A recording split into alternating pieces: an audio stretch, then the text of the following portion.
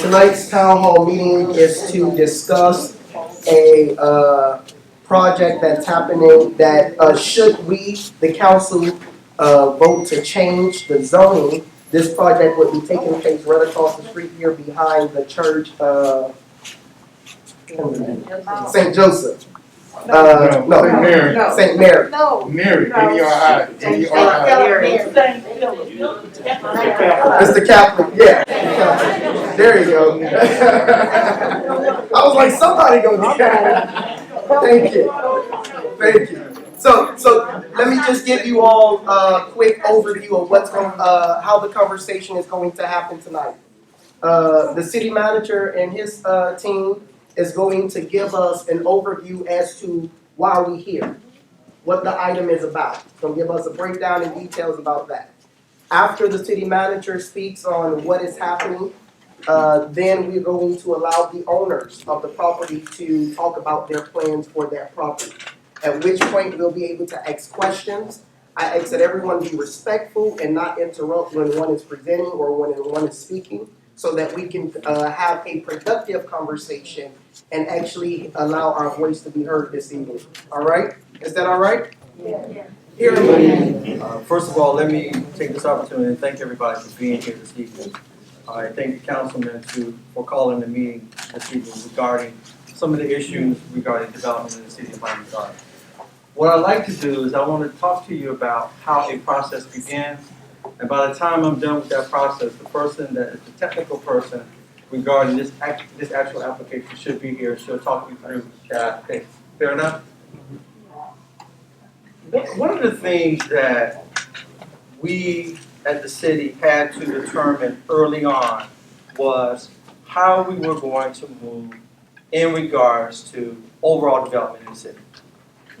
When I came on board, I think it was 2013, we didn't necessarily have a process in place where we could talk to individuals who were interested in investing in the city, either via land use changes, zoning changes, or just overall how to move through a process to improve property in the city.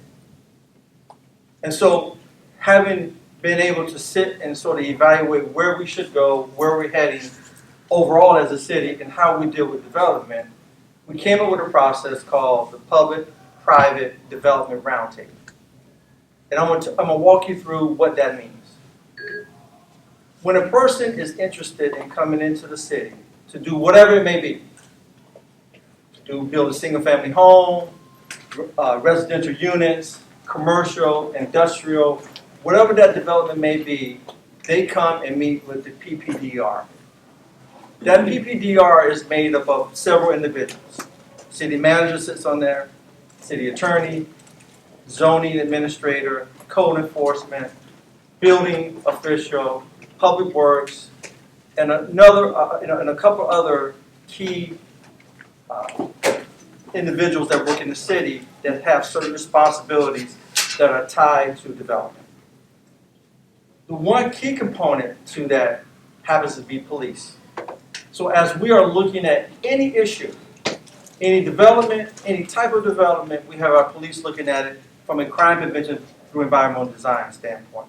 Meaning the design of the building, how you do your landscaping, and whatever they may want to build has to meet a certain criteria regarding safety of that development in the city, of that facility in the city. That roundtable meets, the individuals come in, and they present to us their project. Whether it's a house, a building, industrial, they present it to us, and we respond as to how we feel about what they're presenting.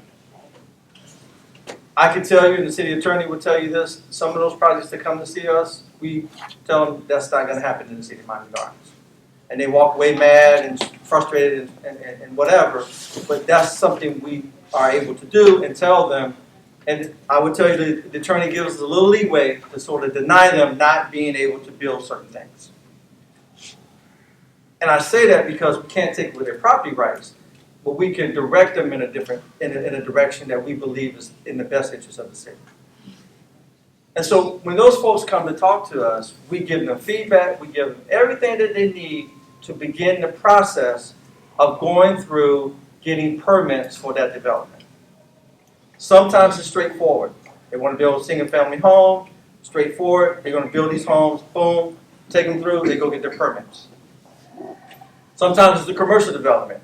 There's no variances, nothing they need to do to change anything that they need to do for their development. They go through the process, they get their permits, and they build.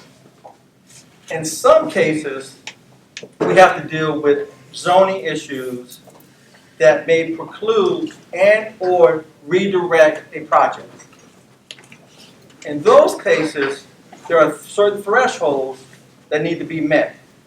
And in some cases, those thresholds are beyond the administration. Okay?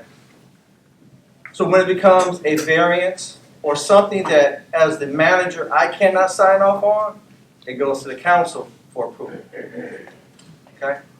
So even though that process is in place and we're able to track those projects, deal with those issues, there's still certain things that come up that we as staff cannot approve, and those issues go to the city council for approval. In other cases, there are zoning applications that are made, and those applications deal strictly with zoning, and based on zoning rights and zoning issues and technical types of things, those things don't come to the round table right away. They have to go to city council in order to be able to move in a direction to develop a project. Okay? So throughout the development process, there are certain things that require, there's certain requirements that need to be met, there are certain thresholds that need to be met, and then there are certain things that we can't do that we have to bring to council for approval. All right, everybody, any questions on that right now? Yes. Okay, you mentioned all these people that can do everything, but you never mentioned residents. Amen. Right. So when someone comes in for a building permit to build a home or whatever they may want to come and build, there are property, and I'll let the city attorney deal with it. There are property rights that if they meet all the requirements of the code, they can build. We can't take that away from them. When they come in for zoning changes, zoning requests, that becomes a public hearing.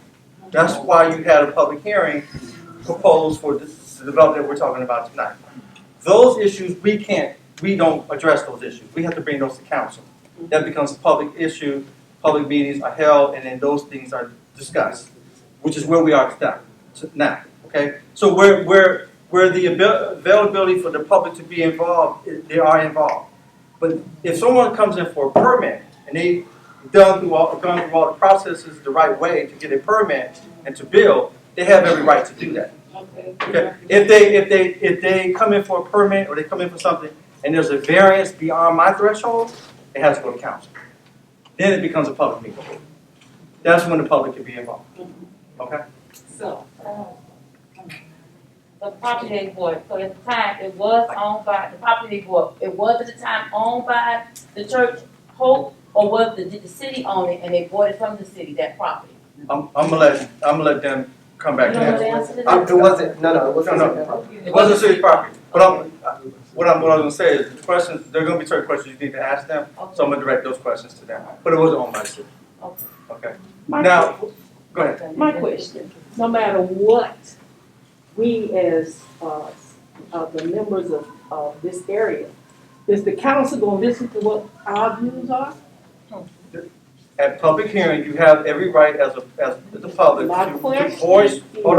to voice your concerns regarding a particular project. But I'm saying, The asking, is public it going to hearing, matter? the public hearing is designed for that. That's when you have the availability to have that discussion with your council members, and then the council, based on input, based on everything that's presented, they make a decision from that. So you do have the availability as the public to speak with your council members and give them your concerns and whatever you may have regarding the project. When it's in the public, you can do that. Yes. I want to narrow in on your question. Yes. I am Councilwoman Katrina Wilson, and I am here because your voice matters to me. And so, yes, what you think and what you feel weighs in on what I decide. And so I want to hear what it is that you have to say Just like I want to hear what they have to say, I want to hear it in an objective way.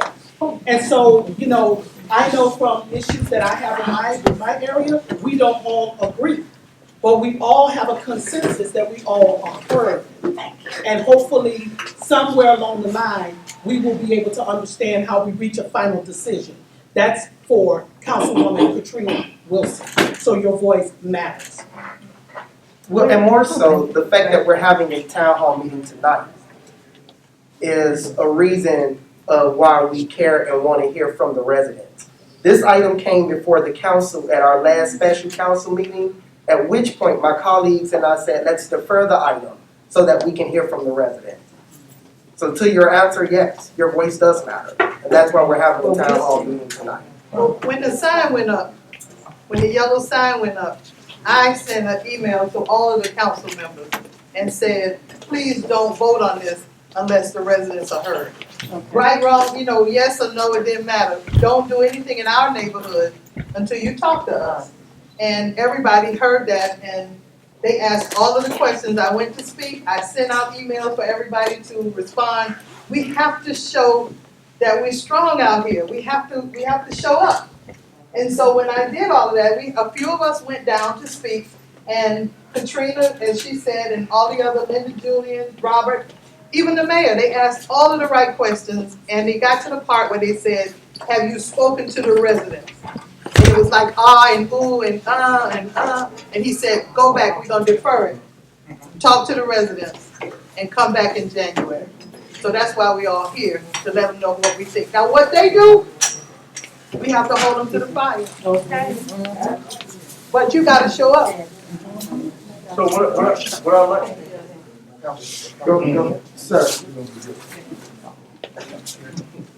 Madam Attorney? Yeah, I just have to say something because I don't want there to be a misunderstanding of how the law works with planning and zoning matters. Certainly, the council members, as Councilwoman Wilson just said, they're going to listen to what you have to say, but I have to talk about it from a legal perspective because I have to defend this. So when applications for zoning applications come before you, specifically with rezoning, because those are treated different in the law than an application for a variance or for a waiver. Those, I'm gonna take this mask off. Please. I generally don't around seniors, but we understand that. So what the law says is whatever we do has to be supported by competent, substantial evidence in the record. Oftentimes, residents will give opinions, and those opinions do matter. But the law says all of our decisions have to be based on fact testimony. I'll give you an example. My opinion, I don't want any development in our neighborhood. That's not gonna fly. People have a right to develop their property in Florida. It's one of the most significant rights in the state of Florida. Different example, where there's a school next to this property, they wanna develop a liquor store or an intense use, and we don't want our kids walking by a use like that when they're coming home from school. That is opinion, but not really. It's actually fact-based. The fact is there is a school, and the kids actually do have to walk by. So I want to distinguish because a lot of times these kind of conversations get heated and people feel one way and another way. But I want you to express yourself, but have it tempered by the fact that these people have a right to develop the property. Now they may not have a right to what they specifically want on the property, but they have a right to develop it. So when you keep that in mind, I believe that there can be a consensus that comes out of what you all would like to see in your neighborhood, because the city council has to keep in mind the intensity of the uses surrounding your properties. That's what they have to consider. They also have to consider what's reasonable for that site. So I just wanted to speak to make sure that we understood what the legal framework would be. So, Question. yes, ma'am. It is a fact. It's It's just me. me. Like residents, generational. That is a fact. Yeah. It is also a fact that what they want to do is probably between a public pool where kids have to walk to from that neighborhood. It is a fact that we go to this public park. And it is a fact Those are facts. that is behind, and what they want to do is behind a junior high school. Yes. It is also a fact that what they trying to do is people that live in a transit type of lifestyle. It is a fact that Bunche Park became a part of miami-dade, and we elected the city council, thinking that they would understand and have residents of Bunche Park. It is also a fact that we, in Bunche Park area, has always stood and lived and stood together. It is a fact that none of the councilmen did not want the neighborhood and found out who they represent. Okay, I will.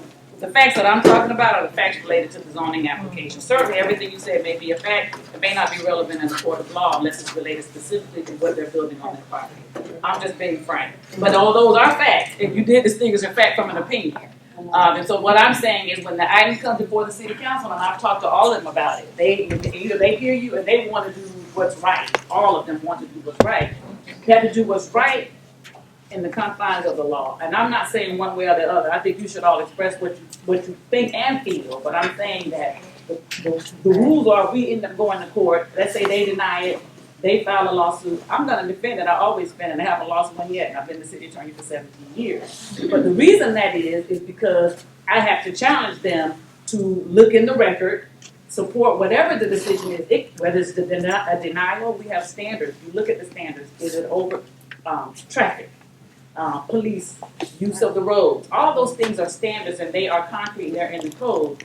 And there's enough there whether they want to support an application or deny an application, but it has to be based upon those standards. That's all I'm saying. So whatever it is, What you know. about precedent? Go ahead. Well, we're Finish this. Yeah, Yeah, finish your I question, will say this quickly, there's no and precedent then we're in going. zoning, there's no precedent in zoning. So no matter what an application happened, what other application might have happened somewhere else, or even on a particular property, once it comes before the city council again, it is new. There is no precedence in zoning. But I'll go No, into that's your good, Madam the Attorney. application. Ms. Cunningham is gonna ask her question, and then I'm going to allow Ms. Smith to, move us forward. Go ahead, Ms. Cunningham. Okay, my question is regarding the process. Mr. Benson just mentioned, this happens, that happens, that happens, and then sometimes we have to take it to the council, and some things that we can actually answer ourselves. My question as a resident is this: when that particular person, whoever that may be, whatever business owner or landowner, whatever, makes their initial contact with whomever in order to fulfill that application or to put that application in, council person Wilson, and I'm sure maybe all the others agree, at that point, we as residents, who knows our voice once it first gets in there? Before it goes down this step, this step, this step. Because I don't know if all you guys know, this has already gone to a first reading. And because of the questions that were asked by the it went to a first reading, and then they deferred it to January the 12th. It was down at the first reading, Brenda. Then they deferred it to January 12th. Okay? So all these steps that Mr. Benson just mentioned, all of those have already happened. But because we had council people that asked the question on that night, that's the reason it was deferred. So your voice, if we're saying that we have a voice at this step, this step, this step, and we have our council people, no one that I know of in my council came to me and told me anything. I didn't know anything about this was going on until I read the agenda item. Then I told your council person, who is your representative, could have told you something. Hold on, no, the council does not have, council members does not have access to this information before you all receive it. Then When the where's agenda, our hold on, voice? let me finish, hold on. When the agenda is published on the Thursday, that's when the 7 of us, including the mayor, that's when we get it as well. At which point, those of you like yourself and Ms. Hughes and Ms. Providence that's active and looking at the agenda, when you all have questions, you reach out to us and say, hey, Councilman Stephens, before you do X, Y, and Z, here's my concerns. Am I correct? You're correct. That's how it works, right? Because you call me. You're right. Go ahead. I call you, but I'm looking at, because it's not just all about Gail. I'm looking at everybody in the city. Okay, so we have a council person that represents us. And that council person, I give you your kudos and a few others too. If that council person knows this is coming down the pipe, why isn't it that they let everyone in this room know in some, you can do a call meeting, town hall, Sunday meeting, whatever, and make them aware. Because when we're reading that agenda, some of that lingo is totally different to everybody here. Everybody doesn't use the same lingo. Everybody's not assertive and so forth and so on. It takes all kinds to make the world work. So if this person is our voice, We haven't had an opportunity to speak to that person, to give input, to interact, to give feedback. So when that person is sitting at that dais and saying they're representing Gail Cunningham, how you represent me and I never had a voice? Yeah, to your point, that's a valid point. So that you all are just a brief summary of what's happening. The city of Miami Gardens government is broken up into 4 residential areas that makes up the entire city. Each residential area has a residential council member. Your residential council member for seat 3, which makes up Bunche Park, Scott Lake, Rolling Oaks, is Councilwoman Shannan Ighodaro. I'm your at-large council member. I can't speak for her. I can't speak for her. But I can say, when you have a question, reach out to her. But hold up. Let me hold up. Because we gotta discuss the matter while we're here. So let me get back to, there's 4 residential council members, and then you have 2 at-large council members. So essentially, every resident in Miami Gardens, well, 3, including the mayor, has 3 council members that represent you. So while we focusing on why the other person is not here, let's focus on why your at-large council members are here, and how we can actually get things done.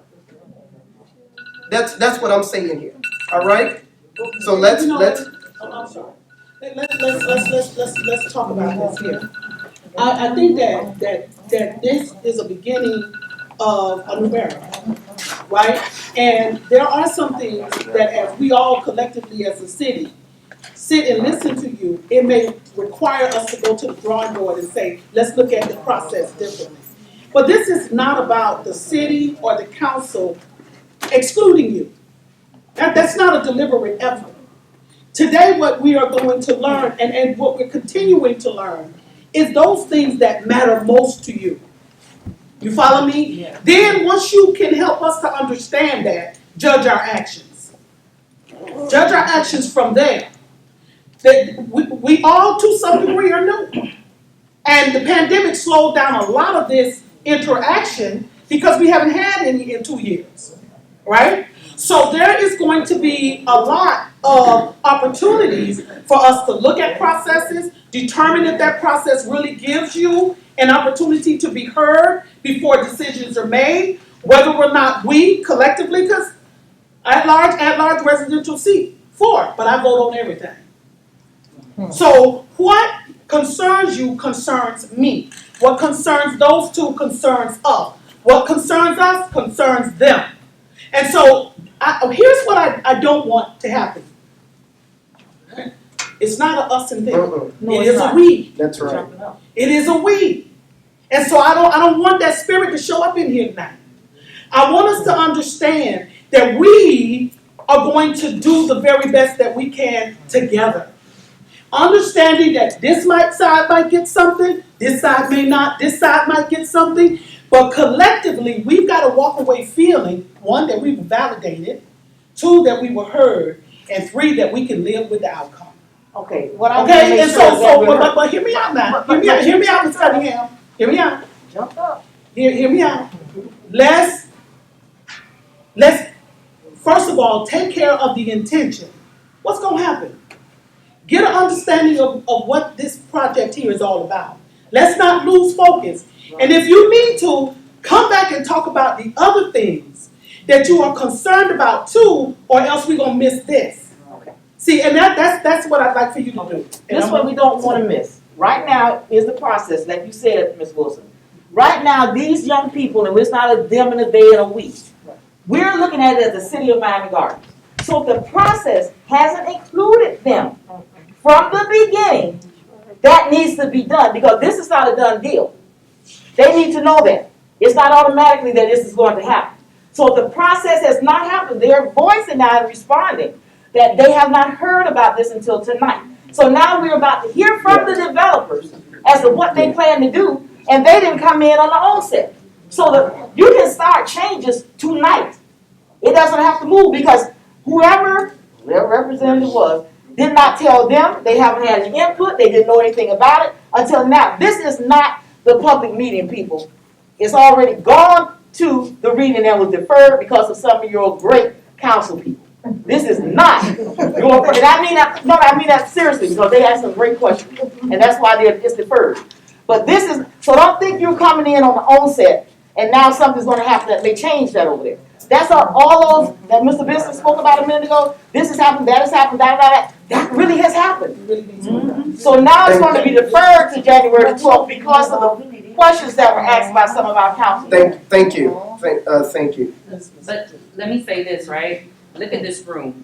This is a step in the right direction. This is a step because your council people heard you.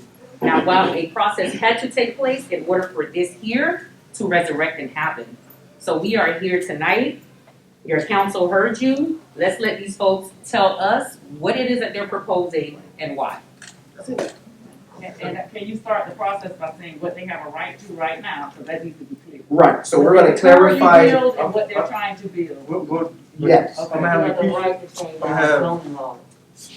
Well, in the future, Gail and I had a meeting with the powers that be, and we have suggested that that sign goes up on the property approximately a month to 3 weeks before the first hearing. So we've asked that the council be notified when you notify the residents, so that the council can have a town hall before that first reading.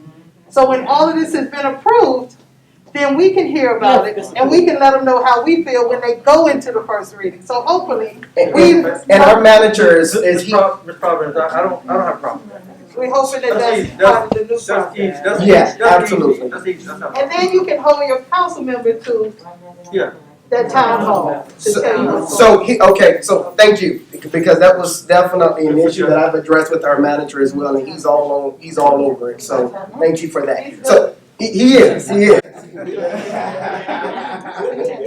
right, we beat up on him enough. Quick thing, this is what I'm gonna ask of you all, please. Let's allow the owners to present without interrupting, and at which point, when they finish, then we can ask the questions. Is that fair? Can we do that? And that way we can have a very productive conversation. All right? Because at the end of the day, I ain't going nowhere. I'm at City Hall. So if you need more time for me, you just call me. But let's allow the owners to present and go from there. All right? Thank y'all.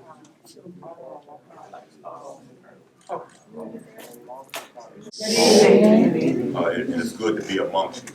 I'm Robert Holland. I'm a local attorney here in Miami, and I specialize in land use law for the most part.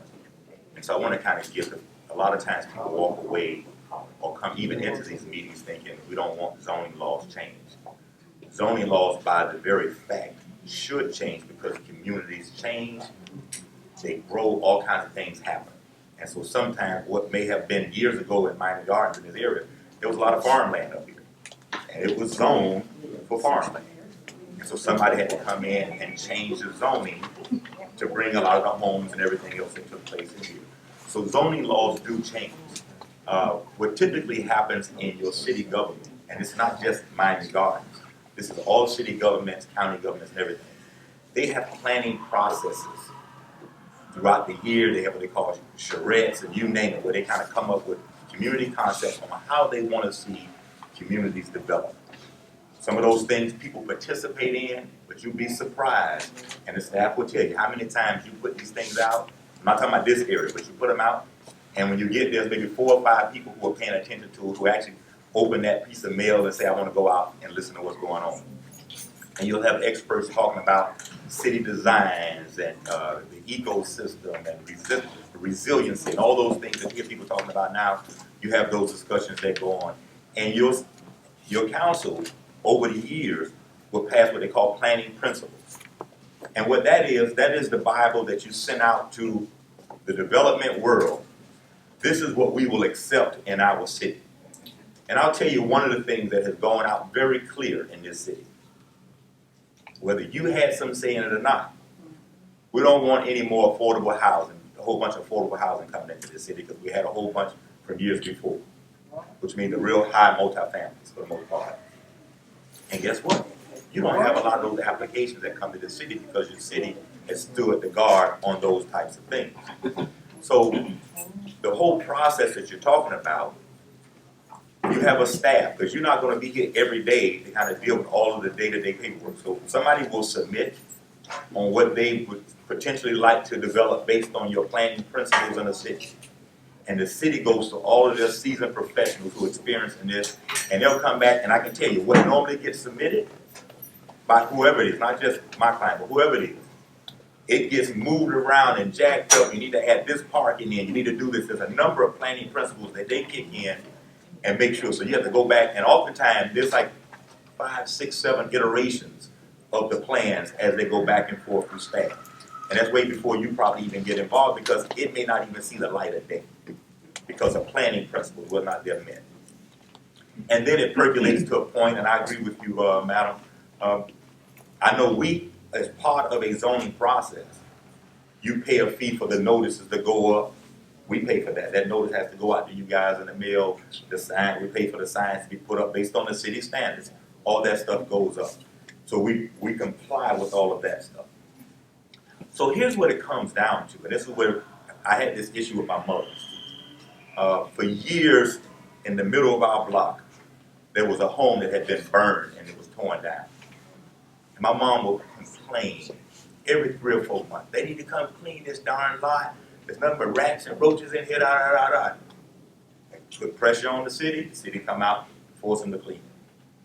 About 10 years in, the people who owned that residential lot wanted to put a home on that residential lot that they have a legal property right to develop. My mom had gotten so accustomed to nothing being there.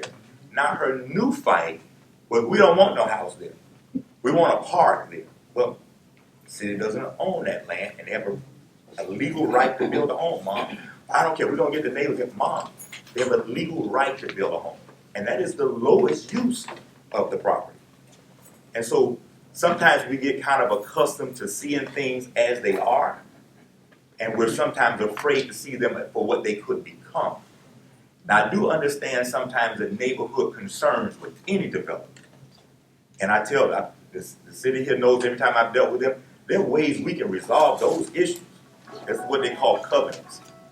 Something that runs with the land that says, certain things can and cannot happen from as it relates to those derelict activities that you worry about oftentimes when things come in your neighborhood. So here's what can be built on land, so you understand this. If it's private property, you can build industrial buildings, you can build commercial buildings, and you can build residential buildings. Those are the 3 things you can put on land.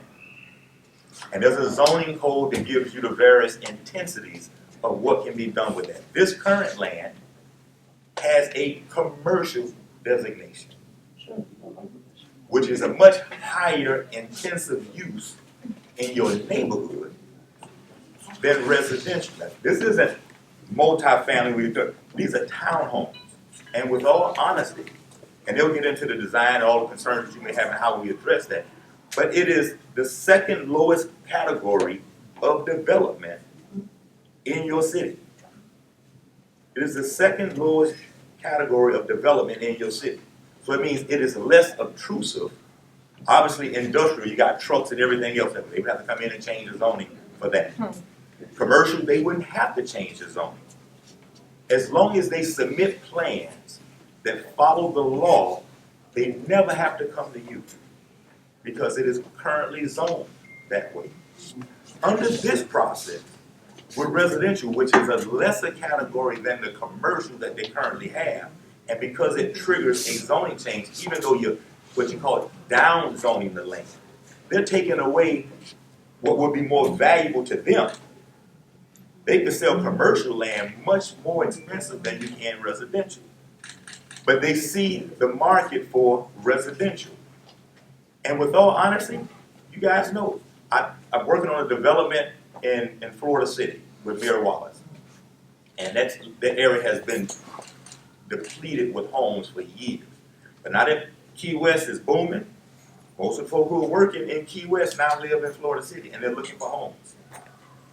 The homes were being pre-sold for $270,000 a home. COVID hit. The supply chain, labor rates, all that stuff. Those same homes that people had contracts on, the people won't even let you close on those contracts. There's a clause in the contract. If the costs go up, they do have that right. Now those homes are at $370 a home. It is getting to the point we can't even afford to buy single-family homes in our own neighborhoods, because even your home, and that God bless you, if you own a home right now, kiss it, do your best to hold on to it, keep those taxes paid, because the value keeps going up. The one thing that we never can produce more of is land. So if you own land, hold on to the land. Find a responsible child of yours. If you're up in age, get a responsible child to make sure they do something with that land right to hold on to, because it grows in value. But there's only so many things you can develop on land. So I'm telling you, right now, if you want young professionals back in this city, they have homes in Liberty City. Over $300,000, 2-bedroom homes, 3-bedroom, $300,000 in Liberty City. And try to go in and qualify for the finances. That's right. With all the other red tape we've always had to go through as a community. So you get to a point where you can't even live in your own communities. So that's where the smaller units come in. That's where townhomes come in, because now it gives you the ability to kind of spread some of those costs out with common parking and all the other stuff, so that you can accommodate young professionals. And so when you look at it, I know we oftentimes get up in arms because we don't know what's coming in and we have these concerns. If it's a concern about how the place looks, you know what you do? And I say this, even though I represent, I have no problem being on the record saying this, and the council knows me this way. If you have a problem that it may look bad 10 years from now because you've seen other apartments or townhomes look bad, tell them we want to cover that you have to do certain things in these periods of time to maintain that property. If you have a concern with derelict vehicles and all that stuff, you make them know, put it in a covenant, that derelict vehicles have to be removed within 14 days, or there's a fine, and the city will enforce it. If you have issues with people playing music loud, or whatever those concerns are, you can put those things in a covenant. And you know what? When people when they invest in this kind of money to build this thing out, they don't want it to run down either. But definitely as a neighbor, you want to make sure that it stays a pristine property. I understand that. But a child walking past a liquor store is much different than a child walking past a home. They walk past your homes all the time when they come home from school. These are nothing but residential units. And so I'll let them sit and talk about the design, but I want to be very clear about what zoning is. I know the unknown kind of always affects them. You look at how the city is really growing to the point that it is becoming a jewel nationwide. This city is becoming a jewel nationwide. You're going to always have something you can point a finger at and complain. You don't even agree with yourself most of the time. Sometimes you disagree with yourself. So there's always going to be something you disagree on.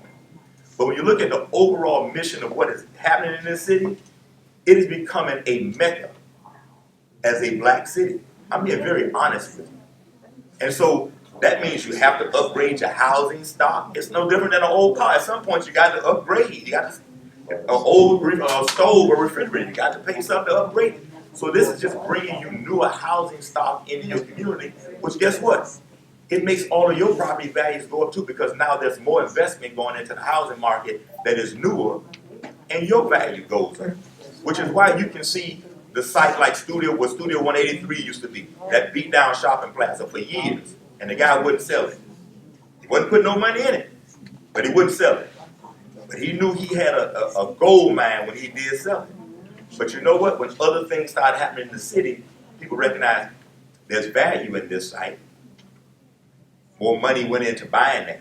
Major money went into buying that and developing that site, thanks to your city. So when you start looking at this, city planning, it can be a little complicated, it can be frustrating. Like I tell you, there's 3 options you have on this land that can be developed, and it's ultimately going to get developed. Industrial, commercial, or residential. And the residential has, you can be most times we're talking about, there's some residential categories where there's 25, 35, 45 units to an acre. This is not that. This is one step up from single-family homes, and that makes it affordable for young professionals to be here. And they're willing to advertise these units here in Miami Gardens first. So if you have young professionals in this city or in your family that want to be able to move out of the house and upgrade and be able to have a nice little port, this is the kind of thing to do to create that. Because I can tell you, when I came out of college here, there wasn't a lot of us, and even Sonja, when we came out, a lot of us would just leave and stand up in Atlanta and other places because there was nowhere for us to live in our own communities. Now we have the ability to live back in our communities with the right housing stock taking place. So when you look at all these planning principles and these conversations, think of it from that perspective as well. But whatever concerns you have that you think this development might have, put those things on the table and let's see how they can address those issues so that you at least feel comfortable if it is approved that your issues have been addressed. But I will also tell you this. It's never 100% agreement in any community on development. But you just have to think about overall, what are we trying to do? How do we want to see our city grow? How do we want to see our neighborhoods develop? How do we make sure we have responsible people in our neighborhood? Because some of us have single family homes. I got a neighbor across the street from me, houses like Fred Sanders. Got all kind of, I can't do that. He owns the home. There's nothing I can do. And you have some of those same neighbors. And so the thing is, when you have new development coming, how do you try to make sure it doesn't get like some of those neighbors that we all have in our neighborhood? And so think of it that way. This is not trying to bum rush something down. This is where the conversation takes place. But they have gone through the process that was required by the city, where the city goes through all their evaluations with the Public Works Department, the Water Department at the county, the Fire Department, you name it, the school board. All of those things are evaluated in this process. It's a very technical evaluation. So then it comes to a point where it comes out to the public if it's ready, because before then it's not even ready to be heard because they don't know what is going to happen if they can't get some approvals or concessions out of those developers on those things. So with that, I'm going to turn it over to the architect. First of all, anybody has any questions of me? Yes, ma'am. My first question is this: I appreciate you coming here, explaining what you're trying to do for them. I'm talking about, this is a historical place. Did you do your research on that? Ma'am, I know this neighborhood like you wouldn't believe. Okay, tell me what that. Yeah, I didn't say you didn't know it better. Okay, what you said. But I know that. I used to be Commissioner Ferguson's chief of staff for many years, so I've always been involved in knowing some of the issues in the community. I'm not saying I know more than you. I would never challenge you. Hold up. Never challenge you on that. Yes, I know. You're not challenging what you talk. Okay. You said that you couldn't come back to the neighborhood because you couldn't find. All I'm saying is, and I must say, I take offense to you saying of what you said about my neighborhood. I take offense that you said that you came back to the neighborhood and you couldn't find a place to stay. I want to say. I was talking about this neighborhood, ma'am. I was talking about in Miami. I was talking about in Miami, period. Yes, sir. Okay. We are in Miami Garden, but I'm talking about Bunche Park. Bunche Park, okay, we are a suburb of Miami Garden. Okay? I want to let that be known first. Second of all, I want to let it be known that where this development is trying to come into is a generational neighborhood. Liberty City has got to wash away. Liberty City is only in name only. We don't want that, at least I don't want that to happen to Bunche Park. The development, as I understand, is that it's going to be a rental. If the developer, since they supposedly own the land, make it homestead. I don't understand why you would think that we're less than because you become a resident. You're thinking monetary. I'm speaking about something different. You know, you're talking about money being put in. How it can be, more money can be made. And then we living on this. Something you cannot buy with money. And if you see something, if you say you know the history, you know why this community was what it was. Yeah. Well, let me just give a You can't slight. address because you haven't said it. No, I'm saying what the other things that she did say. I never I would challenged like you to on. address, Okay. and it's what I'm trying to say. But I never challenged you on your knowledge of the community. I never said anything derogatory about this community because I've never thought anything derogatory of this community. What I talked about was trying to bring in services and housing that we could avail ourselves of as African Americans in our own communities. And you don't live here. But I live in a black community in the city too. I mean, in Miami. So it's the same thing.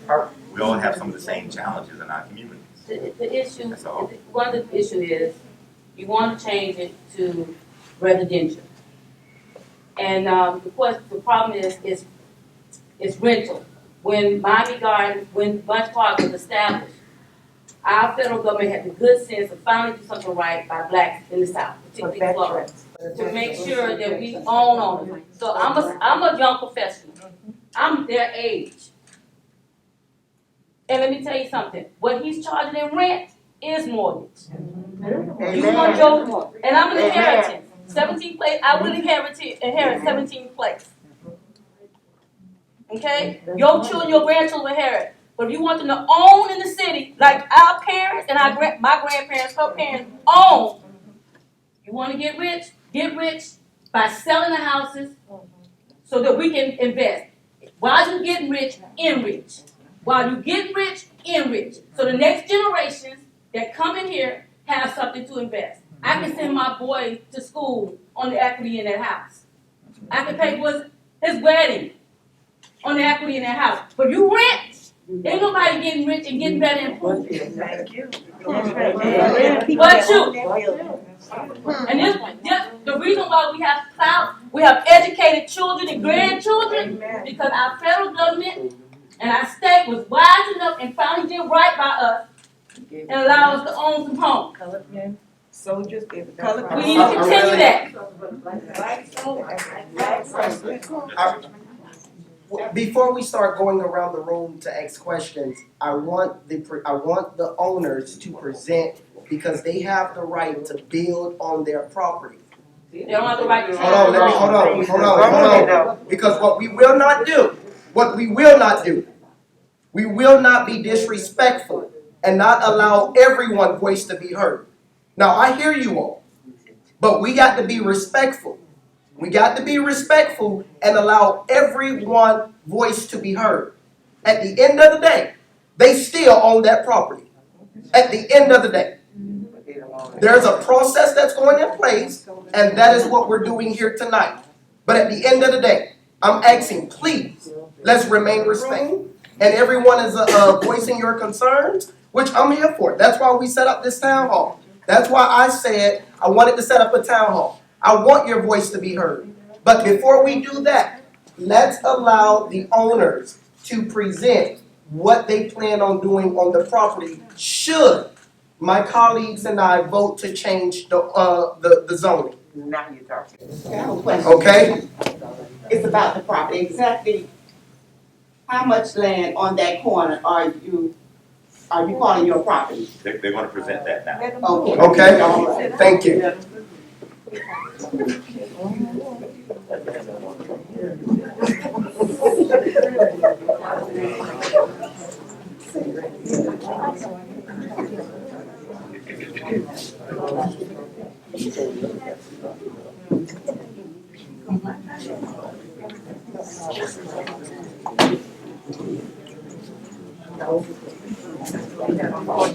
That's what they have on 183rd. Hi, my name is Arturo Diego. I'm the architect for the project. Thank you. I'm the architect for the project. I've been working on projects for probably. You gotta talk a little louder. I can't get to the back. Excuse me? I can't get to the back. Talk louder. Excuse me. I've been working on the project for about 6 to 8 months over the past year. And since they came to us, we started analyzing the site and trying to develop what would be an appropriate use. And as they mentioned, we're down zoning to provide residential units here, and then we're not even capping out at the density that's permitted by the down zoning. So we're down zoning even further than what we're doing in order to create the type of community that has been programmed. All of the units, there's 41 units on the lot. There's a lot of open and green space. There's a lot of green space there existing, a lot of large specimen trees that are being preserved so that hopefully from day one, it feels like a lived-in community, doesn't want to feel like this brand new platted out land. So we're trying to really blend in with what we can in the neighborhood. All the units are 3 bedrooms, 2.5 bathrooms, townhouses I mentioned. Economy is a big deal to do with this. What you're seeing here is a rendering of the facade of the units. We've gone back and forth with staff a little bit. They've commented a little bit on this. That's a different process. When we get to actually finishes and colors and materials and stuff that we go through there. At your request, remember, you mentioned history a lot, and I'm always into thinking, what is the history of the place? I truthfully couldn't find a lot of history the way I kind of go and look it up. But I did find an interesting fact that, and maybe this is where some of the staff came up with some of their comments, that it was the largest concentration of area in the United States for Bahamians. That was something interesting to me, and I don't see that in this area. And so I thought that could be something that could be reflected in the architecture of the building as we move forward. To your point about generational, I wasn't fortunate to inherit a home to live in. I had to rent. I had to rent my first place by myself, working, whatever I could do, but I could never afford a place to live in. When I first got out of school, I went to college, took loans, I could barely afford anything, but I could afford a rent. $700, $800 a month, there's no way in hell I could have ever thought of taking out $10,000 or $20,000 to buy back then. So I think there is a place for rental communities in established neighborhoods that can lead to home ownership. I think that's the natural stepping ground. It was for me growing up, and it still is now. But I'm the architect. I'm just the designer here. I kind of overstepped my speech on that, but. Like I said, I think there's a great care taken in the design of something that should fit in this community, both in scale, in density, in access. I think that it's a natural place to put something like this, given the amenities that have just been built here. I see the kids playing football. I see the pool over here. It's why we left the open green space here on land, because you already have a neighborhood that we can outreach and have these amenities that a neighborhood like this would really enjoy. And we could maybe do something different, a tot lot, a gazebo, a park, or something that doesn't become redundant. We're not going to put a pool, we have a pool over here. We're not going to put a field, we have a field over here. And it really is, I think, a great opportunity to provide a density and a home for people who don't have the opportunity to inherit, or don't have the opportunity to buy. And it is something that is newer, as they mentioned, and I think the previous projects we've done together with this development here in the city as well, I think they're nice. I think they're really nice, and they add a lot, certainly given what's there today, and I think they are attractive in their communities, and I think they give things for people to aspire to, especially younger people. I'd be happy to answer any design questions regarding the project. A couple of statistics. There's 41 units. They're all 2 stories. As I mentioned, they're 3 bedroom, 2.5 bathroom. There's 2 parking spaces for every car. There's circulation, because it's a large site, it's over 2.5 acres. It comes in off of the avenue, and then it exits over on Bunche Park, so that there's less congestion that's going to happen. We're the first kind of entrance coming off from the south, which I think is going to be where a lot of people would probably enter the neighborhood from, so it doesn't really impact too much as far as the inner part of the neighborhood. And again, like I said, there's a secondary exit, so we're going to, there's 40 cars coming in and out at the most of the peak on 2 different areas, which is very light traffic compared to multi-family developments. All right. That still doesn't explain how it's going to. What was your question? What was your question? I want to know exactly how much property do they own there? Would the store, would the gas station be there? Would the store be there? Yes, that was the gas station. Yes. Would you elaborate on the property? Yeah, this L-shaped portion is the property. This is 22nd Avenue, and this is East Bunche Park Drive. The corner is not part of the property. Okay. That commercial It's gonna stays be there. around that corner. It's really internal. It's almost, as you can see, the bulk of the property is internal, away from the corner. And so our impact on the streets are the sides of our building, which we address to look like a front, but they're smaller in scale, so it feels more like a residential home that you're gonna feel on the streets, in both cases. You see, and we're kind of addressing the public sidewalk here and connecting to them with the shorter ends of the building. So where we do have intensity, it's all internalized. So the church, that church on stays there. 22nd The church on 22nd will stay there? Yes. The church. No. No, no. not Mount Hope. Okay, not Mount Hope. But the Catholic Church will still be there and all they be there, so all that. I attend St. Philip Catholic Church. How would that impact the property of the church? St. Philip near the Catholic Church. I So don't there think you so. go. I don't think You haven't gone that far to think that out? No, there would be a privacy wall along the east, I guess, property.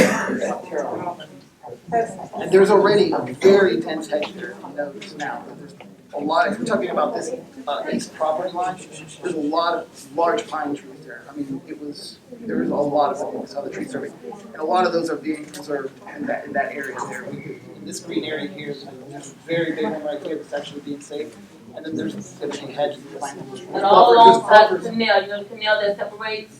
The other side used to be Johnson's Barber Shop. Yes. That canal, all alongside that canal on the opposite side where the convenience store, the gas station is. Everything back there that we don't see with the trees, Right. all that's gonna be developed. So it's gonna be Yes. next to Northgate, it's gonna be next to St. Philip.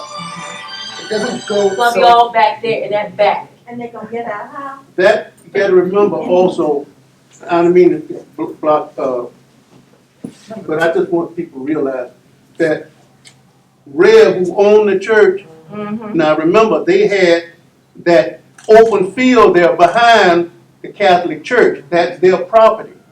So in the selling, I'm pretty sure they sold that along with where the filling station, the church is now. To give you an idea, sorry. That's where all that area is gonna It's be. 300 feet, so the length of this football field out here, off of 22nd Avenue back. There's a lot more land past that, which is all green, all dense. That's not part of this project. That goes all the way to the tennis courts. None of that is part of this project. No. So Hello? if you take where the church is right here, Yes. and you draw a straight line down, that's where it is. So this property, if you go out there to the naked eye, it continues further You back, said there twice was as a long. privacy wall? There will be, No. Kind of wall? there's usually a privacy wall, or there's a buffer required by the city in these cases. So here we already are providing, at the minimum, 15 feet of green space.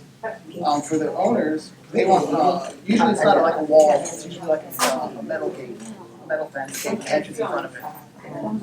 Jim, turn it this side, please. Go ahead, Ms. Providence. Have you guys done a traffic study? Right. We live in the Amen. neighborhood and we know that once you get 3 cars coming out of that pool, you gotta back up. So you're talking about people 41 units, which probably means 81 cars trying to get across that light. Now, coming in from 22nd Avenue, coming over that bridge, you're talking about people who come out who might wanna go south.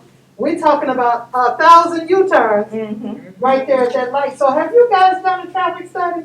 Traffic studies are usually, I don't know if they're gonna have them No. later, they're usually required in certain districts. I don't think it's being that threshold. Yeah, so again, this application is just, I'm sorry, my name is Nikki Smith, I'm the Director for Planning and Zoning.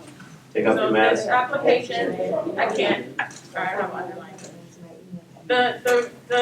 The zoning is just literally to find out if they can be changed from commercial to residential.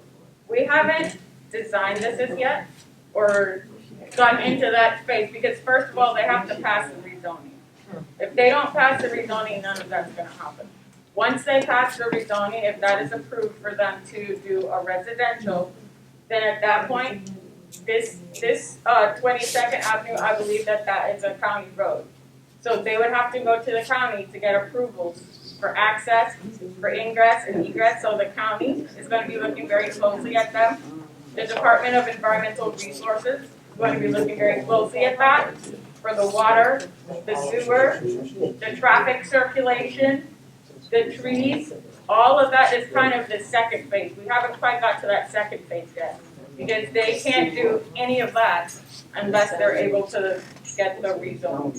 And then at that time, the school concurrency and all that stuff is reviewed in the staff. Thank you. And talk to us about the rental price for this. How much do they rent for? And I'm sorry, my name is Tomas Sinister. I'm manager of the new company that is purchasing the land. And I'm gonna, if I may, I would like for our architect to answer any questions that you have regarding the design. Like there have been several questions, and I would answer any question regarding the economics, the rentals, and all What is that. the company name? I'm sorry. What is your company name? Gardens Park, LLC. I think you came to my door with that sign. I'm- It had strategic property on your shirt. Yes, that is true. The company that Go ahead. is purchasing So how much this is it? You didn't say. My question is for you. You said. I'm sorry.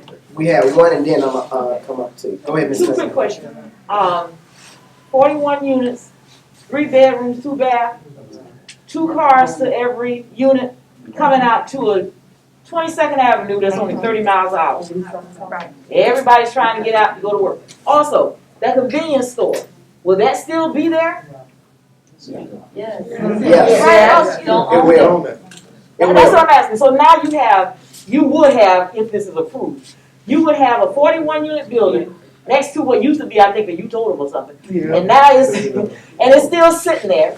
Then you have the gas station on the corner. You got people coming out 22nd, people coming out, like Brenda said, over there by the pool. I'm trying to go to work if I was one of those people. And I'm coming out maybe 41 cars into a 30-mile-an-hour zone. Have you all taken all of that into consideration?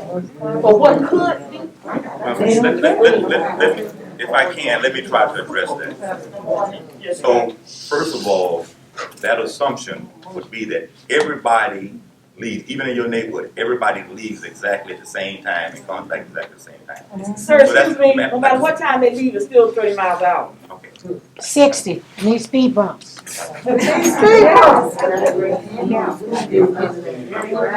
so let me just try to address that if I can. So, one, it wouldn't meet the threshold to trigger what they call traffic now. That's known as bigger development. When you look at some of the multifamily units that are much taller, in similar situations, they don't even trigger or create a traffic nightmare.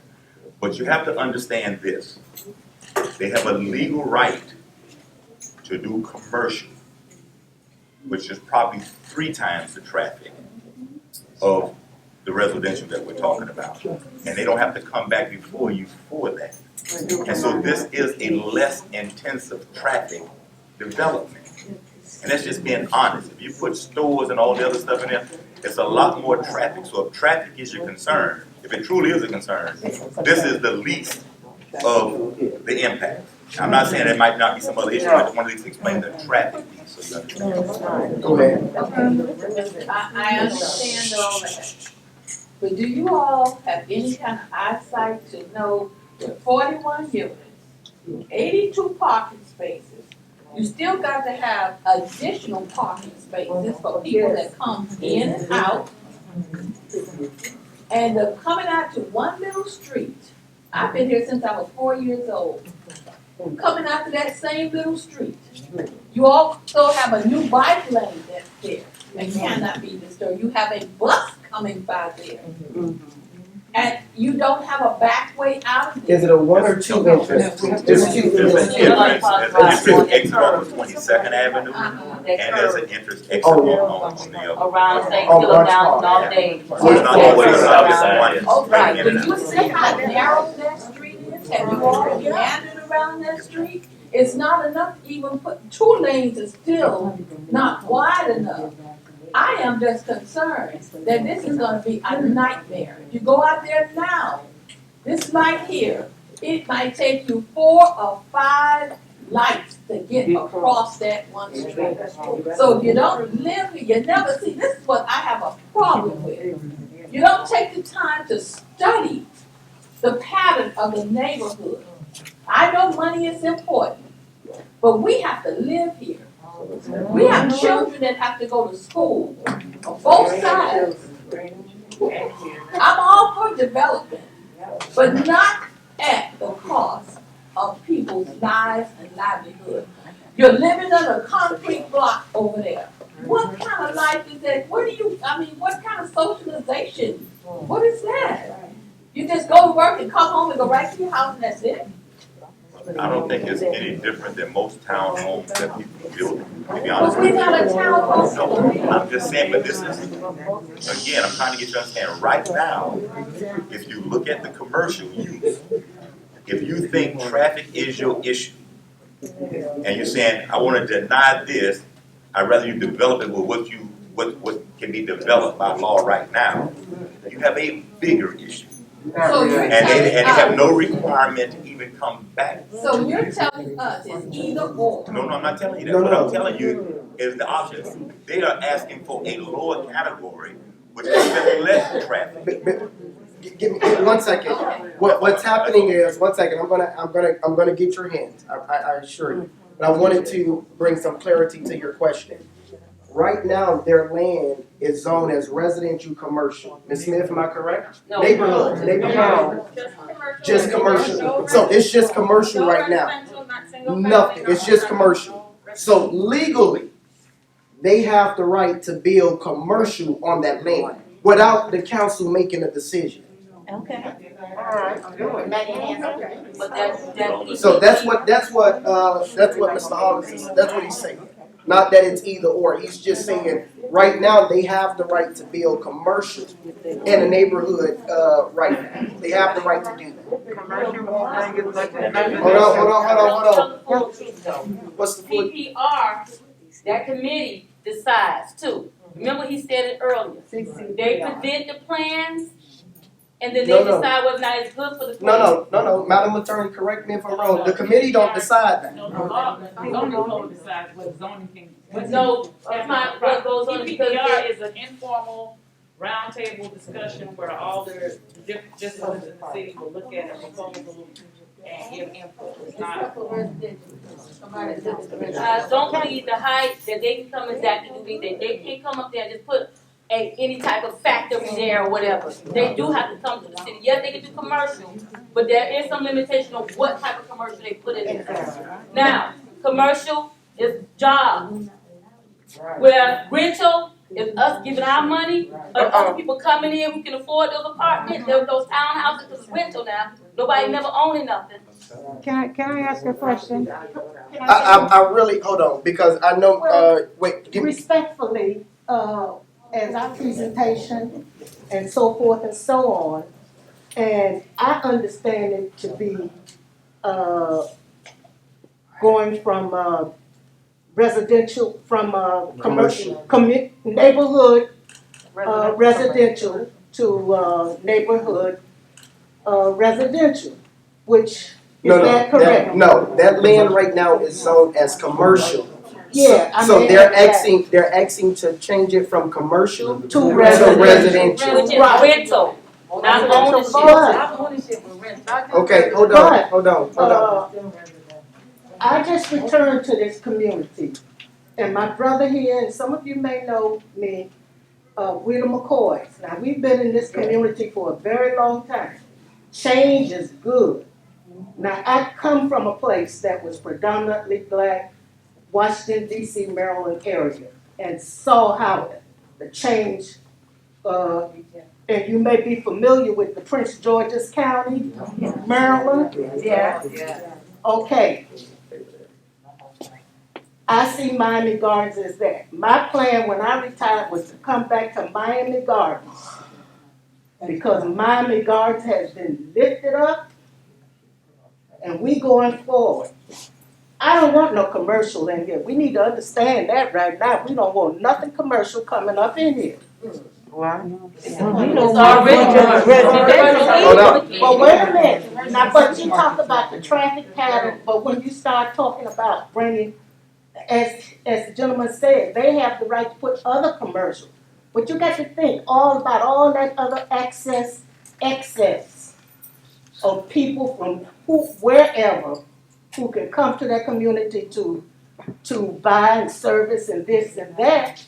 But in all of our communities that are older communities, which this is, change have to come. And as I looked over the plans, it looked like about 10 years of plans for Miami Gardens.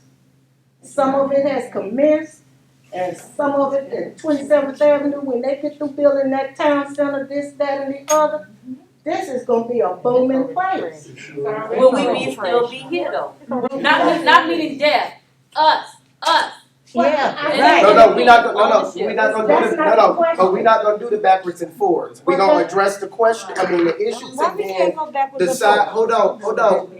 I don't want the, But the question, I don't wanna discuss the question, I just wanna make sure. Yes, ma'am. That you know. Yeah, I'm gonna go home because I can't ask my question. Personally, I see this as being a very positive impact to the community. I don't. Okay. Wow. Any other concerns? Oh, yes, ma'am, I'll get you after, go ahead. Basically, I want to say, you all haven't voted yet on the zoning. That's correct. That's what's about to take place. If you listen to the people that speak in here, hopefully you can hear the passion that they have for this community, because for the ones I know here, everybody's been here probably for at least 30 plus years. Some of y'all been here for 60-some years. Including myself. And I say that because of the idea, I've heard about the traffic, and like Robert said, if it's commercial, it can be even worse. But North 8 middle, junior high, senior high school, that's still there. Those kids still walk down that path to go to school by the canal, or they're going around the other way by the church where the four-way stop sign is to go to school. Some of them walk. There's a CML elementary school back there. 85% of those students that go to that school are driven here to that particular school. There's already a lot of traffic that comes down there, and most of the people that go to CML don't live in this community, but they come through in the morning, they come back and pick their kids up in the evening. That's not even counting the school buses and all the other stuff that comes in there. I know there's a question that Brenda asked that still haven't been answered. Maybe we'll probably get to that about how much it will cost. But the key, I think, right now is not so much to the developers and Robert, but to the council people that are here. To where you all are hearing the concerns of the people of whether or not you vote for rezoning for the residential thing. And I understand change is coming or makes things better. And when we talk about City of Miami Gardens, we're all in the City of Miami Gardens, but Bunche Park area, where we are, until they built this here, where we're sitting now, there's nothing that's been done in the city. And I say that because I've been here for 60 years. And we've always seemed like the ones that have been left out. So now finally, we got to get something in our community, perhaps, but it's not what we may want with what it is that they're talking about developing. And whether it's commercial, I don't know what commercial things can go there. That's probably why the gas station closed, because there's no business coming through there. But I would like to make a point to say that when you all vote, council members that are here, think of the residents and their concerns of what they're telling you, number one. And secondly, I heard about City of Miami Gardens being a Mecca city. That's true. If you're going north by the stadium. That's all. We never been included in that Mecca part. And Jo Marie Payton, who just walked out the door, she probably got frustrated. Yes. We talk about our kids coming back home. That young lady has tried for years, to get something here for our kids to come back home to once they left from here, because she wanted to do something of a cultural arts center to train our kids like she was trained before she left here and became an actress. And it never took place. And she's tried years and years. So when you talk about building something here, when we say what we would like to see happen here, that gets brushed under the carpet or not even heard. And she's been before the council. I know that for a fact because I was with her. To where, why not have a cultural arts center to train our young black kids to be able to go to whatever, Alvin Ailey or whatever school and become something big, like she did. I wish she had stayed for maybe a few more minutes. I'm pretty sure I get a call later. But please hear us that grew up in this neighborhood. And I have nothing against the developers. The only question I want to ask them, do they have any other properties Yes, that they have built in the city of Miami Gardens? yes. Because when you tell me a 3-2, that means most professionals may not be living over there. And does that open, which someone know the answer, to where any and everybody, whether they use a voucher, I don't even know if they still use the name Section 8, to where they can move in there or not? Because usually a 3-bedroom is for a family. Mom and kids, or daddy and mom and kids, not so much young professionals, as I've heard the words thrown out there. Yeah. Thank you. Can I? I want to answer. Hold on, I want to get the answer to the question, and then this young lady had a. Okay, but this young lady had a question, had her hand I don't have raised. a problem with him talking. I will make sure your question get answered, sir. So one of the more recent developments, 191st Street and 27th Court, is the King's Garden, Is that right behind all these? Yes. Yes. Yes. Not Redby, not Redby House. It's closer to 37th Avenue. 191 and 30, like 36. Yeah. By St. Monica, by St. Monica. Right. That new stuff there Yeah. is what they developed there. So when you look at that, you'll see the kind of quality. My question is, sir, during your whole speech and everything, you kept saying professional, professional. All money is green. I don't understand, and I don't see what are we doing for seniors. There's no place or no buildings or anything being built for seniors. I own 2 homes in Miami Gardens, one in Bunche Park and one in Rainbow Park. I have lived here for 64 years. And my parents, when they got their home, they got the home because they were veterans. And at that time, they had a model dream home. If your dad, your mom, or anybody had served in the armed forces, you could get a house because you were a veteran and you didn't have to put anything down. And that's one of the reasons why I own those 2 homes right now. But my question is, what kind of amenities are you all gonna have? Let me tell you what I know. In Bunche Park and Rainbow Park, there's no gated communities. And let me tell you, I have a child that's a doctor. I have a son that's a principal. I have a son that's a school administrator. I have another daughter who works for the government. They don't come back here. You know why? None of my kids, all my kids are grown and going and doing well. Yeah. Because at the time when my kids graduated, everybody had to be bilingual. And right now, our neighborhood, and I'm going to tell you this, and I'm not being prejudiced or anything. My father have always taught me there's good and bad in every race, okay? Right now, my home that I own in Rainbow Park, on each side of me is Hispanics, and I love them. I love them. On where I live right now, in front of me is Hispanics. Across from me is Hispanics. All 3 of those new homes, I put this way, all 3 of those people who have moved there, they all have an RV. They all have look like a yacht, a boat. They all got the white fences. But let me tell you what I know, sir. Every time, and I'm not saying that your company is one of them, every time, I don't want to say people like you come and show us stuff, it's not urban renewal, it's urban removal. Like right now, you never said what the rent's going to cost. But whatever that rent is, poor black people can't pay it. Okay, they can't pay it. And let me tell you, as for professionals, like he said, my son and my daughter, when they finished college, they weren't going to have no 3-bedroom, 2-bath house.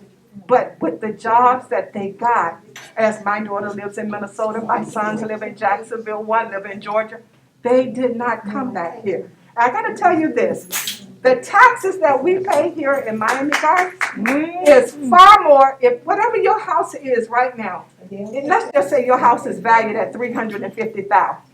You pay more taxes in Miami Gardens than you do in Miramar, Pembroke Pines, and I don't understand it. And I don't see where my taxes are at work for what we need in this community. And the last thing I want to say, let me stand up. The last thing I want to say, I came to a meeting. No, listen to me, sir. I came to the meeting.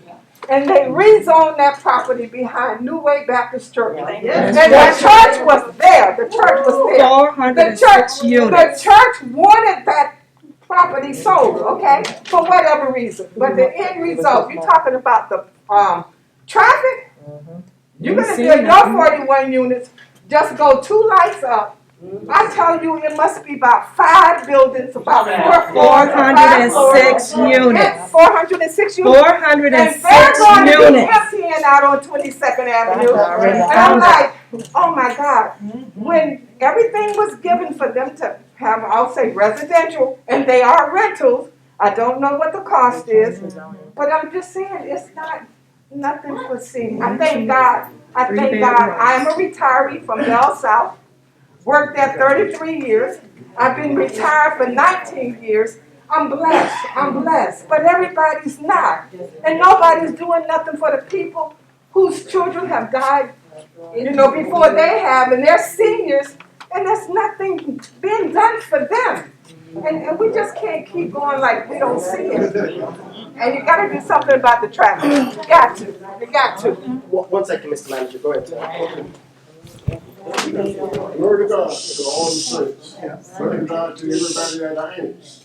I came here for one reason tonight, to count the costs. Okay, you got the canal running through. Ain't nobody never said anything about the canal yet. Okay, but every morning when I have to go to the VA hospital, I have to step out on the 18th Avenue, look down the street to I-95 and tell that it's too crowded to go that way. So I try to go another way down 22nd Avenue. And I found out that the light is backed up all the way at the bridge. And I can point at 9 o'clock. And I always did that check. They would tell me, if you get down there a half hour late, you got to get this thing. And the thing about it, you got the school bus, you got the metro bus, you got the Uber, you got all these transportation people that's out there helping glad to find this problem. Now, I'm just leaving with y'all saying, what you gonna do? That's why I don't believe they ain't been coming to no meetings. Because nothing get accomplished. Everybody always say we ought to do this. We ought to get some of you rich folks to make some sacrifices. Help out. I came to Opa-locka. I was, 7 years old. I'm 75 now. Ain't never stole nothing. Ain't done nothing. Trying to be a citizen, a model citizen. And that's hard to do now. That's hard to do because somebody always got a scheme in their face. Can I address one issue? Yes. And I'll turn it back over. To your point regarding senior housing. Yes. We are in the middle of a development project for seniors. Praise the Lord. That project is next to our senior center. The 7 acres to the north of that area is designated for senior housing development. It's approximately 150 units. We have an item coming back to council to address some of the nuances regarding some of the site plan issues. If we're able to get that passed, then they'll be able to move forward with that project. Wonderful. Okay? And the land that's for the performance arts center. Oh, yes. There has been a number of conversations between the city and the county regarding the Performing Arts Center. We have identified funding for it. The land that we are looking at is the land directly behind the parking lot, the parking garage at City Hall. It's approximately 3.75 acres there. We are looking at that land as the potential site for the Performing Arts Center. In addition to the Performing Arts Center, we are also looking at that being a combination with the culinary arts as part of the general obligation bond. So we were to get all the funding we needed for that particular site, we can move forward with both of those projects at the same time. One question, what about that land next to U-Haul? That, let me address that. Okay. That is almost a 5-acre site owned by the city. Currently is being used as a site for, COVID. We have, and we continue to have discussions with various folks who have an interest in that site. I would anticipate potentially bringing something forward back to council in the first quarter of next year regarding that site as far as a potential development for that site. We have looked at that to be a combination of some commercial, some residential, some hospitality types of uses for that, potentially hotel development and those types of things. So we looked at it for a number of things. We just haven't honed in on something in particular as of yet. We're going 1, 2, and 3. Okay. Cameron, can you clarify, you say the land behind the parking garage for the performing arts? Are you talking about the land on the other side of the Mint? No. I don't know what the name is.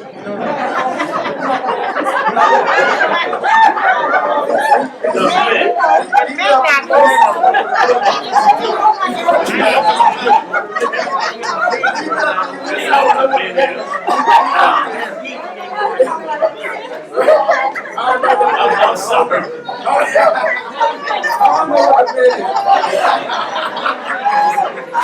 You're 75, I know you know what. Is that the land you're talking about?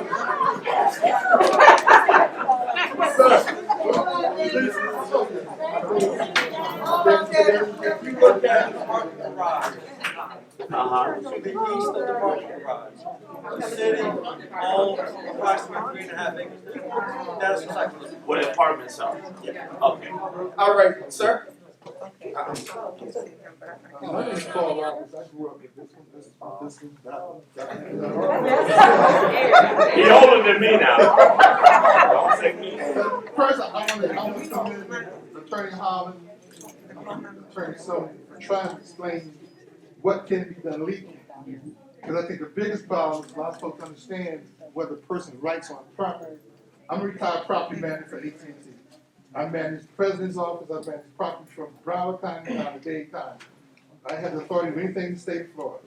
And it's important to, and that's what the questions that I had written out in my head before I got here was covenants, traffic.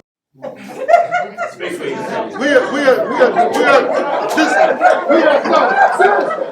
are too old to have children, and we need, in order for a community to survive, you need children. You need children, so you need to have young adults and families that can provide children to support Nathan B. Young, to support Bunche Park, to support North Day, support Rainbow Park. I'm sorry, Miss. And $2,300 a month, because I was there when they mentioned the rent. $2,300 a month, that's more. So I've got no issue with the residential concept. However, it is going to be a traffic problem, which I'm seeing is going to occur. I have an issue. We're not here to help the developer or the owner make money. We really aren't. We're here to protect the community.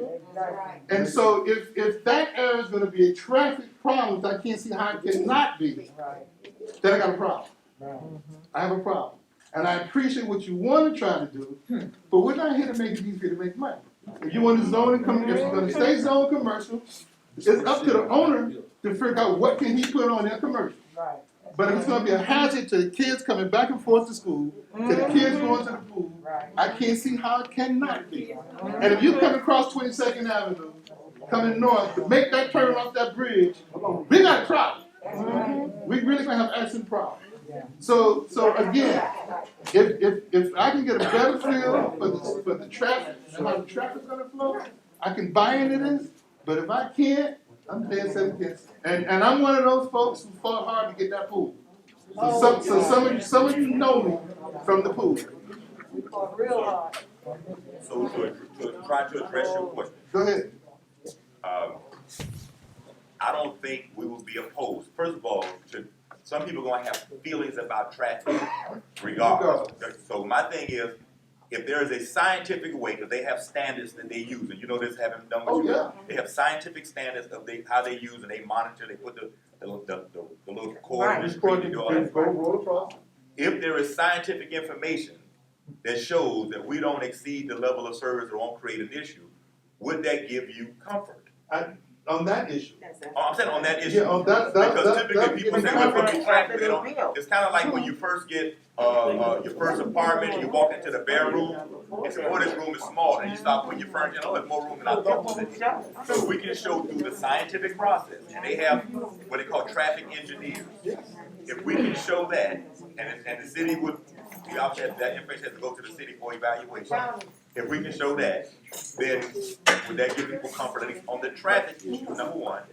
And number two, still understand that on the commercial, that they can do as a matter of right, is either 3 or 4 times, I mean, at least 2 to 3 times the traffic, and you don't have to do anything. So you still, whoever has a concern about traffic is probably still gonna have one. We're willing to do the scientific study. I think I can do the clients to give you empirical data to show scientifically whether there's an issue or not. Yeah, But the study is done before, not after. But the big difference on residential and commercial is typically commercial closed down at night. Residential traffic don't stop. That's right. But commercial It just don't stop. But commercial is a continuous flow all day. Residential is normally in the morning you get traffic, Well, in the evening you get traffic. And the studies will show you that. When you go up to the class, I have a property held up, we're looking $450,000 for a property in how I live. And 3 neighbors held that property up. You know why they held it up? Because they didn't want our trucks and they didn't want the garbage truck to come around through that area to pick up the garbage. They've been doing it for 30,000 years. But they realized we were gonna sell the parking lot down the street, so they held us up. So you know what we had to do? We went in, we had to make an exit that didn't exist, open the gate up to make an exit going out that way, had to get with the garbage people to come at certain times of the day, and we cannot have not one Bell South AT&T vehicle parked outside that gate. So there's things to be done with a covenant. Right. Correct. And that's what I want to address as well. I want to address the covenant and go. So I just want to at least get people to understand on the commercial side. Just look at the plaza where Lorna's and all that stuff is. They don't close at 5. There's traffic in commercial all day, in and out. So I don't want you to think that at a certain time commercial stops. No, because Lorna has residential is more predictable than commercial. I understand. Regarding commercial, everyone here understands, before a commercial business or whatever goes into a site, no matter who owns it, they're gonna do a survey of the area. They're going to try to find out what we would like to have marketed in that area. That's why we don't have a Burger King there, we don't have any other kind of restaurants there, because that's not a good site. We're not on the main corridor. The main corridor is 27th Avenue. So that's why you don't see it there. So they brought these in, I think, if I'm wrong, I can be wrong, because this what they thought would be more amenable to us. But they're not gonna put a progressing business over there on that site where Hope Church is. They're not gonna do that. So don't fool yourself thinking because it's zone commercial, that's why it's still sitting there looking the way it's looking. And everybody remember that the site that we sitting there right now, this building that we sitting in used to be commercial. This whole strip used to be commercial. That's right. That's right. Before they built this park, this was commercial. Yes, ma'am. Just going back to broken promises. Okay. Did you say that they're gonna have senior residences behind the senior center? Yes, ma'am. Are they gonna be only? Because I understood it to be only. It was supposed to be only senior citizens. It is. It is. It will not be any other type of apartments or because I heard it was going to be some other type. No. And that on that land, what the senior family center is only senior homes. All of the land is Yes, going to ma'am. be senior Yes, homes. ma'am. Okay. I want to. Covenant, please. I want to. There's a few things I want to make sure because I want to make sure we leave out having a productive meeting. So there's a few things that I want to address. I hear traffic being an issue. I hear traffic being an issue. So now my colleagues and I got work to do. Passion also. Hold on, no, I'm sorry? How much the rent? Oh yeah, I'm gonna let them address the rent, cause I'm gonna let them address the rent. But I do know there's a few things as an that I see as an issue that I wanted to address with the owners that I have. You know, when we talk about having somewhere for working professionals to come back and afford to live. So since I've been on the council for the last year and a half, I've been fighting for workforce housing. Not subsidized housing, workforce housing. That will create workforce housing for the working class that makes that income that they say is too much for subsidized and too low for you're doing well. So that between that 40 to 50,000, they don't have nowhere to live. Amen. As a working individual myself, when I graduated with my bachelor's degree, I had to go back to my mama's house because I was making 45,000 and I made too much for subsidized and I made too less for market rate. So when I got on the council a year and a half ago, I said we need workforce housing in Miami-Dade. I called and I told them, I said, y'all got to give me workforce housing. All of the property, give me mixed income. So that college students, working class citizens, working professionals can return back to the city of Miami-Dade. So that's something that I'm asking for. We're going to. I'm gonna say something else. Hold on 1 second. When we're dealing with workforce housing, we are talking about rental. We are not talking about home ownership. And see, one of the things that you've got to be cautious about is that the property that you own is very valuable. And that you've got to be responsible about its transference to the next generation. Otherwise, you're going to have another kind of situation in this place that you call home. Because otherwise, they won't be able to afford the rent or to purchase. That's not true. So, yes, ma'am. I want, please, go ahead, and then I'll finish addressing.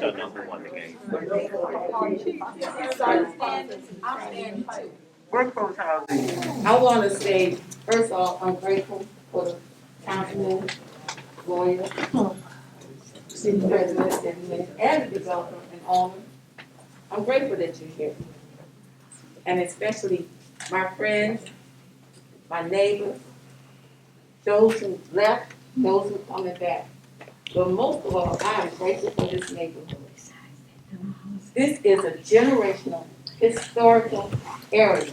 We are not talking about Miami-Dade. Miami-Dade is standing way over there. And we at Bunche Park, Rainbow Park, came together. Now, we're here because we understand money. We understand the law. We do understand why we are attracted. We're not naive to why they want to come over here. We don't want to be bunched off of a neighborhood that was developed for Benson because they want to be homestead. And out of all of Dade County, this was the only place that we could come. They came here, they had to walk park, there was no transportation, there was no place to dispose their waste. You want to know whether or not. And those who are here, welcome. But remember, we want you to remember where we come from, how we got developed. It was not easy then, and it's not easy now. Always fighting for standing together. If it was unity, that's what you see here. And it was in more. But because of the little bitty sign that came up, the short time that it did come up, how it was then old. One thing about Bunche Park, you tell somebody to tell somebody to tell somebody, and know somebody to tell somebody. We are a generational neighborhood. We are concerned about who coming in and what they're bringing in. We want you to invest in the neighborhood, not take from it, invest in the people. When our children cross 22nd Avenue, that is not a traffic light. There's nobody to tell them, all right kids, they got to run and dash. We are really concerned about our village. Miami-Dade, y'all got all of that. We talk about Bunche Park. Now, and Rainbow.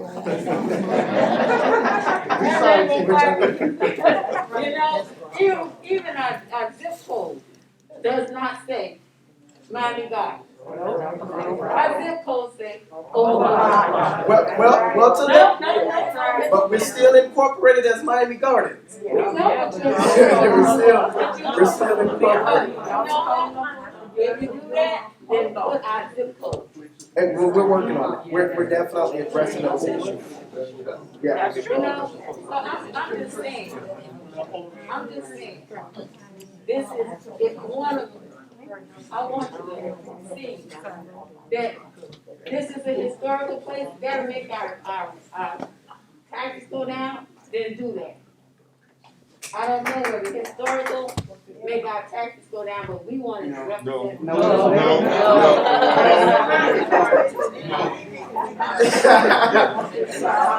All right, I want to make sure, because I have my legislative panelists, we're taking notes, because as we work along this process, we're not going to be able to address everything in a short period in one evening. So there's going to be required for us to work to get to a place. And that's why I want to make sure I address your concerns, hear your issues. When I speak with the attorneys from your representative, from your council member that represents you, I want to make sure that I'm addressing the issues. I want to make sure of that. So I want to make sure I hear your concerns. And all of the questions that we had for the owners and the developers, I want to make sure that we are addressing those questions. Anyone had any questions for the owners and the developers before I bring this meeting to a close? Yes, I do. Okay, I'll come back around. Okay, go ahead. I want to know, you all are developers, you all investors, what did you see when you saw that land? What was in your heart to put there? Or was it just the money that attracted you? What did you know about our community that you would say, I want to come and bring something to this community to enhance it? What did you see? Well, I'm Daniel, the Bunche partner on this project, and I love the question because I didn't personally pick the land, but somebody else saw it first, and when they showed it to me, what I saw was that something was happening, and something good was happening here. I mean, I saw the pool, I saw the parks, I saw that there's the schools, the tennis courts, the churches. I'm like, wow, this looks like a country club. Like it's nice. It's nice. There's all the houses around it. I saw all the prices were coming up. So yes, from an economic perspective, I said something's good happening over there. We should be a part of that somehow. And I love all the questions here, and I understand that. I don't know. Did I answer that question? You didn't answer correctly, but you didn't answer. It's okay to say the money attracted you. But you live there. No, what's But happening? you live there. What? Would you live there? Yeah, I could live there. But Would you live there? yeah, because of all the things that it has. It has a. Well, yes. I'm part of another community right now. So, and this is the thing. One of the things, I'm in property management, and I've been doing it for 20 years. And I thought it was all about the numbers. And I'm a numbers guy. Yes, I graduated from economics, and so I thought, okay, everything's down to numbers. Until I understood something that affects everything at a much higher level in its community. The engagement that people have if people want to stay in the property, they increase the value of the property. And everybody does better with that. So when I saw this, that there was, a pool with the tennis courts, with the schools, with everything going on, everything was clean. Everything around this area, because I used to own properties in the block as well, and Liberty City. So I know, that this neighborhood is completely different. It's so much nicer. It must be that there is a better community here. That was my perception. I did notice, on your drawing, a, management office. Yeah, that's. Yes, we have, so I started as a property manager. Is it on your site? So you're asking, is there going to be a leasing or management office? On the site. I didn't see Is it a managing Is office there on a the property? management office on the site? Is it a managing property on the site? No. You were asking whether we have a property No, manager? no. Is there a managing On site. A leasing office on site. No, there is not. No, it's too small. Okay. What was your other question? That was one. What's your other question? They keep How asking much for the price that they're gonna be. Right. The second thing is, what's the price? The market rate? What's the market? I'm sorry, we have, typically it's market rent. Or something, which is right now anywhere between 1,900 to 2,100.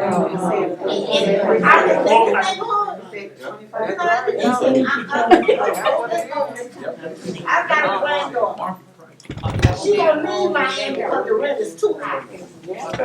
She gonna leave my mama's house, but she has to find that she could afford, being a single woman.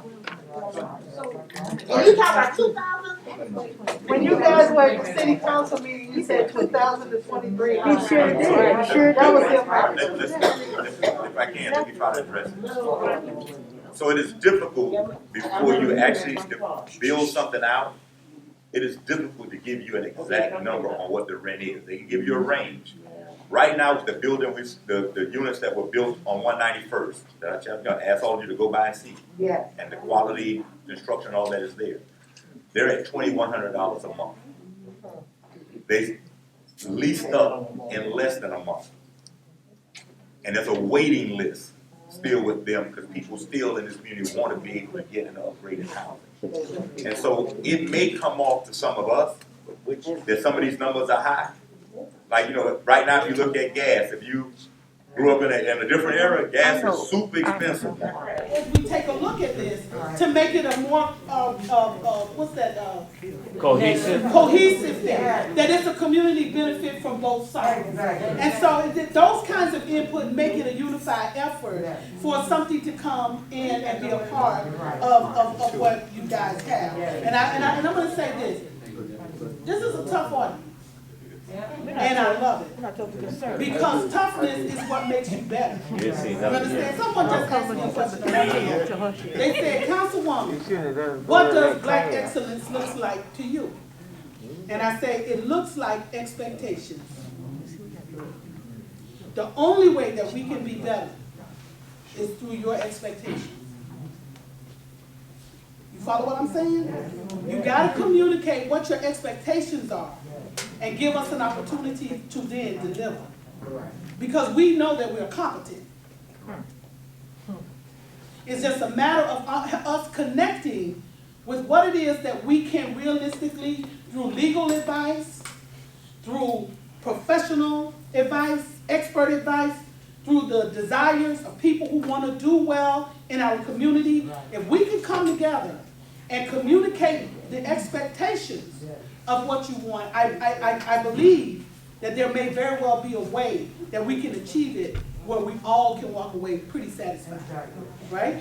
And so again, Councilman Stephens, at the end of the day, he is here.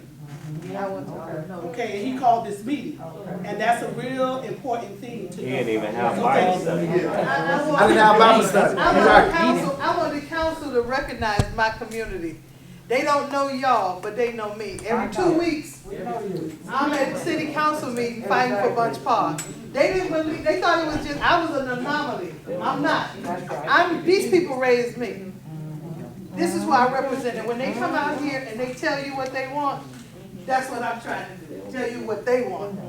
And so you have to join me at council meeting, you have to look at the agenda every 2 weeks when it comes out. You have to know what they're doing out there and how it's gonna affect us.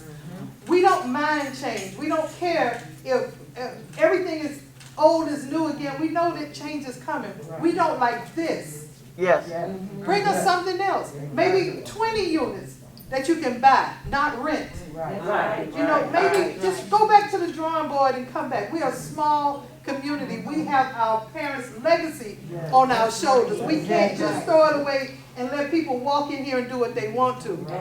We have our parents' history that we're trying to preserve. I took my mask off so y'all could see and know who I am when I call on you again. I'm loving this. We need to keep our community where it is.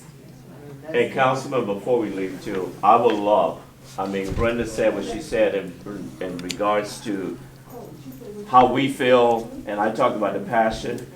I would love to see also the vision that the council have, that they can coincide with the residents, so when developers do come to present whatever they want to present, we know way in advance, because the council has shown us what their vision is for the city and what it is that they would like to see, in which direction. And I'm not talking about staff, because we don't elect and vote for city managers and the directors. The council itself, as far as what you would like to see in our city and how you would like to see it, so we can get involved. Listen, I got you. Right. Go ahead, sir, and then I'm going to close us. Go ahead. Sure. I think it's a slap in the face because Councilwoman Ighodaro is not here, and she's going to be voting on this issue, and she's not here. And if I could take my checks back, I would. So slap in the face. She should be here. I've known these other council people, even the ones from the past and the present, and they're very active in the community with the people that they represent.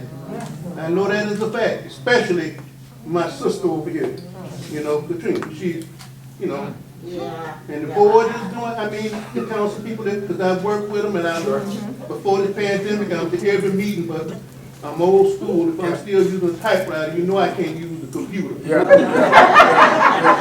I'll say this because somebody needs to bring that. You know, I don't know how to reach her, but I'm sure somebody on staff, the mayor or the city manager, or her cohorts, to say something to her and let her know that we, who she's representing, offended by her not being here. Because you need 4 votes. I'll tell y'all this, a few things. I'll do this. First and foremost, multiple times tonight, the question has been proposed, where's my council member? I am your council member. I'm your at-large council. I know, I get that, I get it, but I get your point, and I understand, trust me, I understand what you're saying. Where's your residential council member? I'm your at-large council member. So I want it to be clear that when you can always contact me, and we will make sure your voice. We'll make sure. Both of our at-large. You can always, and your other at-large council member is here as well. Councilwoman Linda Julien. Okay? She's 5 and I'm seat 6. We both represent, and we just so happen to be the youngest on the council that's serving as at-large council member. But listen, a few things. I'm gonna say this, and then we gonna wrap it up. My contact information is here, and I say my contact information is here because I want you to call me. I want you to email me as we go down this. As someone said, Miss Cunningham said, we at the beginning of the gate. So as we begin to walk through the gate, contact me. Contact me, contact Councilwoman Julien, contact Councilwoman Wilson, because you need 4 votes. You need a majority of 4 votes. All right? A few things. In your meeting, that's right. You're gonna send me the information. I'm gonna be there. Okay, well hold on. A few things. I want you to make sure, the only way that we gonna actually get things done is working together as a community. And this is community. This is community coming together, addressing your issues, your concerns, so that we can properly address them and move forward together. I'm a part of the community. You know, Ms. I don't mean to cut you off, I just want to ask you a question real quick. If you represent the community. Yes, sir. All of them. And if we decide that we don't want this, can we shut this down now? Our construction already been set, because I see equipment over there, I see construction seems like it's already in place to get started. That's already, so that tells me that somebody has already agreed. No, that's not the case. Because this item has not come before the council. It's been delayed. It's been deferred, brother. This item has been deferred. It's not come before council. And I don't have the authority as one council member to shut down anything. I'm not talking about you represent us. Correct. We, the people, decided we don't want it. So right. But we call a meeting, and we in Bunche Park and Rainbow Park decide that we don't want it. You got. Are you with us? Are you with them?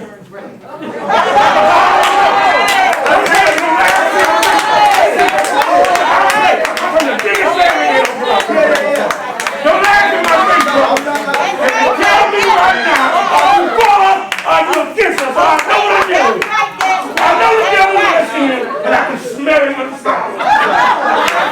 Jack.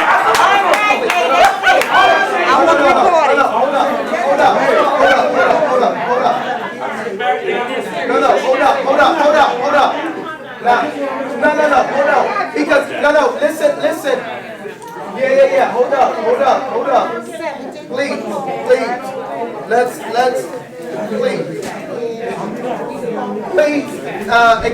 Hello.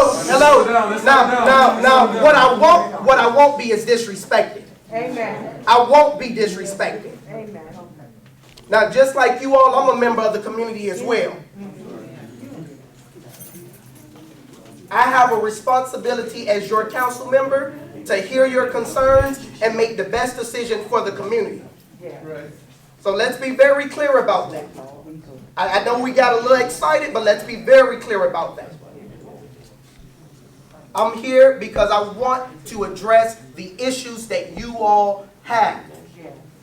My colleagues are here because they want to address the issues. Let's work together. With that being said, we're going to let Officer Odom, the questions, the next meeting, this meeting is, what's it, January? January 12th. I just want you to know, I apologize. No, I understand. I apologize. Yes, sir. I just want to be sure that we're representing us in place. Yes, sir. January 12th. The next council, yes. Officer Odom. The deferred will be January 12th. It's been deferred to January 12th. All right. Give me 2 seconds, and then y'all can come get some water. You may can get you a Mountain Dew, and then I'm gonna let you talk about your neighborhood. I'm gonna let Officer Odom talk about the police department, so you can get some of your grandkids a job, and then we're gonna talk about your neighborhood meeting, and we're gonna raise our hand and say, now unto him who is able. Okay, that's how we gonna do this thing. But you know what? Hold on, Councilwoman. No. Listen to me. Don't leave on a bad note. Amen. See, everybody in here came here for the right and for the good. And sometimes things will show up and make you forget all the good that has happened. Because I've been sitting, not the whole time, but it's been a lot of good stuff I've heard. So let's not leave.